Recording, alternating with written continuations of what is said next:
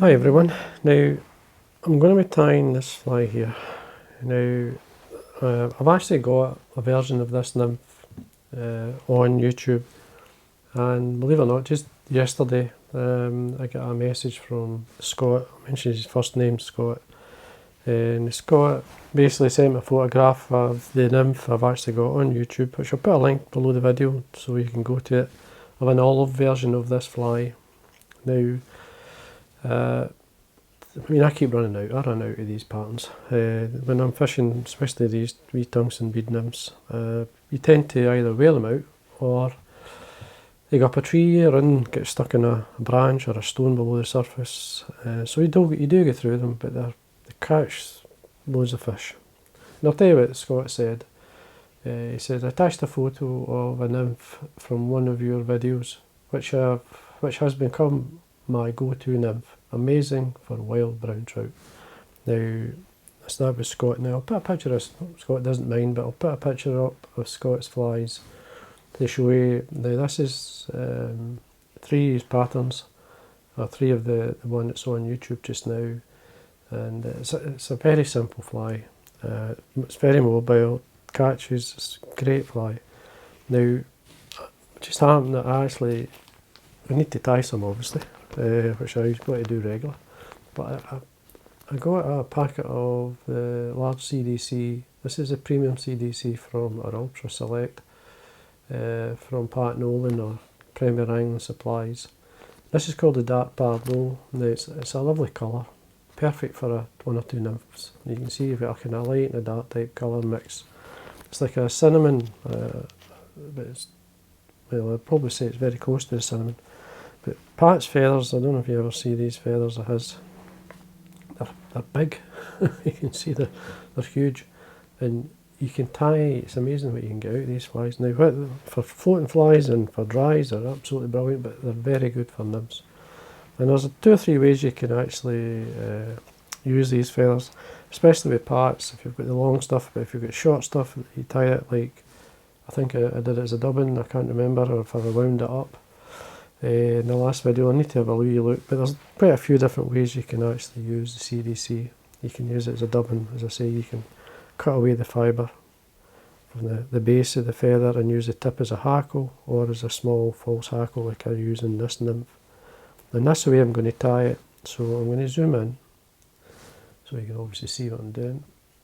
And you'll see that's the hook. This is a small jig hook, size 16 in this case. I tie them mainly 14s and 16s, but you easily go smaller. I have one or two in smaller size.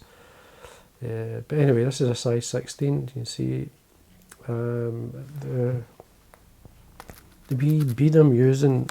I mean, you could use just to give you an idea, this is the same hook, but with a 3mm. So you could add the heavier one on if you want.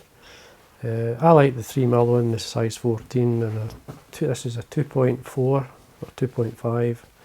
2.4, they did the 0.4. I do have the packet somewhere with it. Oh, there we are, right in front of me.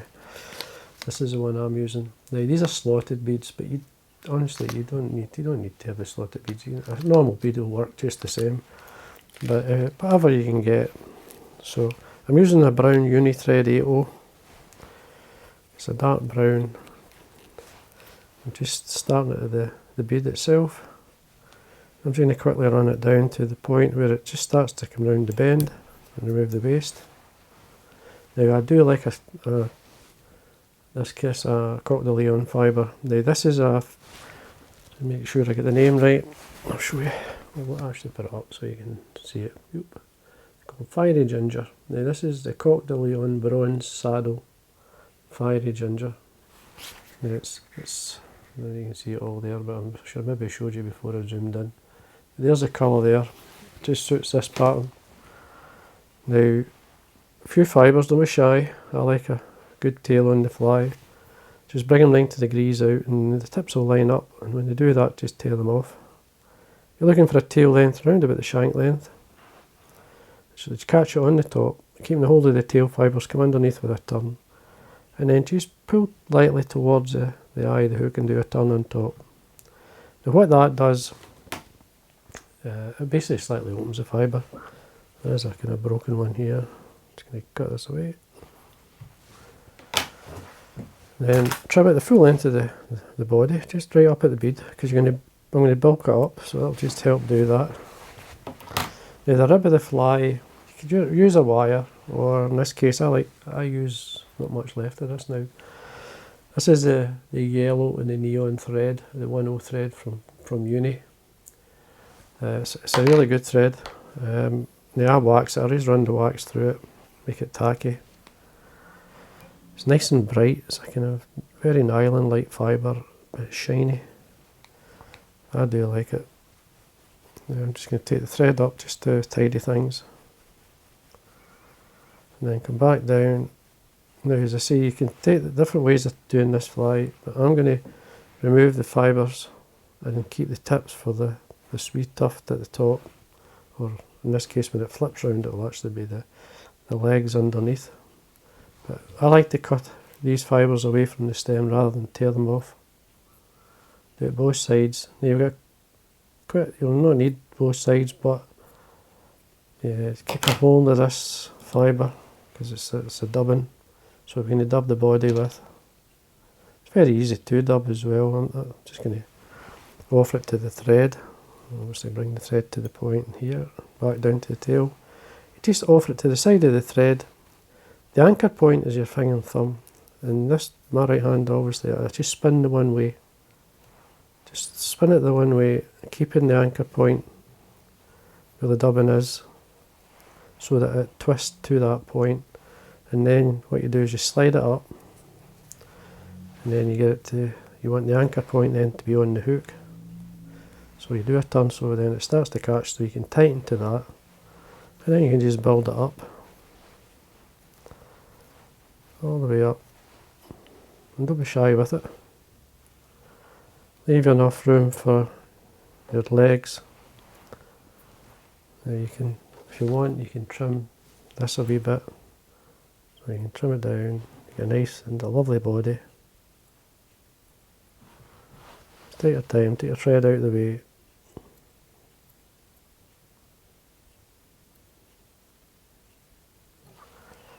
To the sides.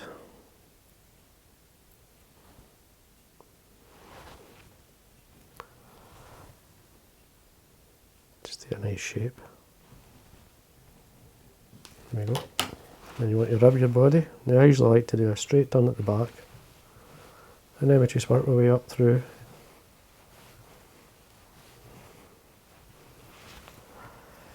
And skewer it in, trim away. Now this is the remains of that feather we use for the body. Now what I normally like to do is just take the tip out. So I usually just pinch it. Pull these fibres down either side so you get a nice wee tuft. Now the length of the fibre is up to yourself. Now I usually like, you can see it's like a small V towards the end of the body. Just offer it there.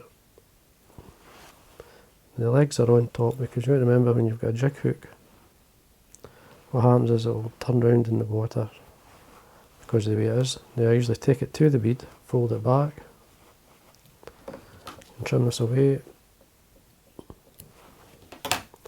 Then I'm going to use this is a tactical dubbing from F.Mill. It's a tactical micro flash dub UV, and this is a rusty brown one. Just lightly dub it on. So I've got my thread right at the bead at this point. So just lightly dub it on again. Slide it up. Just stretch it out a wee bit, and then you work towards the legs. Don't be shy with it. Just bring the thread. I'm just going to be a bit too much there. Just go back. It's starting to flatten the CDC down a wee bit. When you see that, just come back a wee bit. Then come back towards the bead. Just stroke anything going forward, a couple of turns. Just pulling back with the thread, a wee bit of varnish onto the thread, and then wet finish.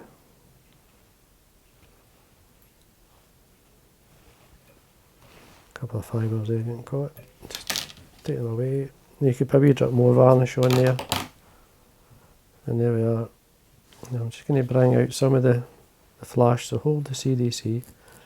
Just lightly brush towards the eye, just get your Velcro. Just lightly bring the dub in towards the eye. You want a wee bit of this. And then lightly roll it back. And there we are. And that's the dark Pardo CDC, a lovely colour. Now you've got to remember, when you're fishing this fly, because of the jig head, your fly will sit like this, it will present itself like that. So hook up in the air and it swims really well, so that's why you want your legs underneath, because the hook will sit upside down. You don't get, well, I'm not saying you don't get stuck in the bottom, but it's less chance of it doing that. But that's the fly, and that's it. What I'll do is I'll put a link to the olive version in the video that Scott was tying as well. So this is just I just fancied trying that dark Pardo. It's just a lovely colour, very nymphy like, ideal for quite a give impression of quite a few nymphs. Even caddis, it's a good caddis colour combination. Tail set up, nice. The Coq de Leon's got a nice shine off it, and it lasts a long time. It'll last as long as the fly. So anyway, I hope you enjoyed that, and again, thanks for watching.